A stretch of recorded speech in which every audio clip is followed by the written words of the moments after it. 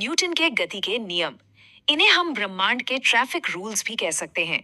शुरुआत करते हैं पहले नियम से, जिसे लॉ ऑफ इनर्शिया या जड़त्व का नियम भी कहा जाता है।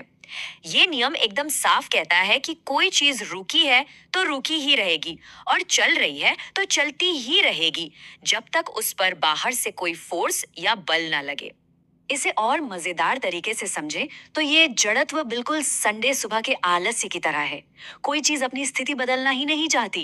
इसीलिए वॉयेजर अंतरिक्ष यान दशकों से बिना इंजन के अंतरिक्ष में अनंत यात्रा कर रहा है। और कार में अचानक ब्रेक लगने पर हम जो आगे की ओर गिरते हैं ना, वो भी इसी जड़त्व के कारण होता है, जिसे रोकने के लिए ही सीट बेल्ट का आविष्कार हुआ था। अब आते हैं दूसरे नियम पर। बल यानी फोर्स मास और एक्सलरेशन के गुणनफल के बराबर होता है। इसे प्रैक्टिकल लाइफ में देखें तो किसी भारी चीज को हिलाने या रोकने में बहुत ज्यादा ताकत लगती है। एक खाली ठेले के मुकाबले भारी सामान से भरे ठेले को धकेलना कहीं ज्यादा मुश्किल है। और ये कोई सिर्फ किताबों की बात नहीं है। नासा के डार्ट मिशन ने इसी दूसरे नियम का एकदम परफेक्ट इस्तेमाल किया था।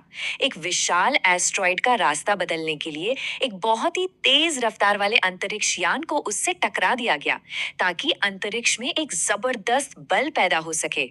ये सच में प्लैनेटरी डिफेंस का एक रियल लाइफ और बेहद शानदार उदाहरण है। और अंत में न्यूटन का तीसरा नियम, हर क्रिया की एक समान और विपरीत प्रतिक्रिया होती है।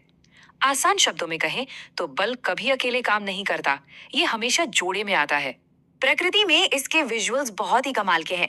जब एक जेलीफिश आगे बढ़ती है तो वो पानी को पीछे धकेलती है।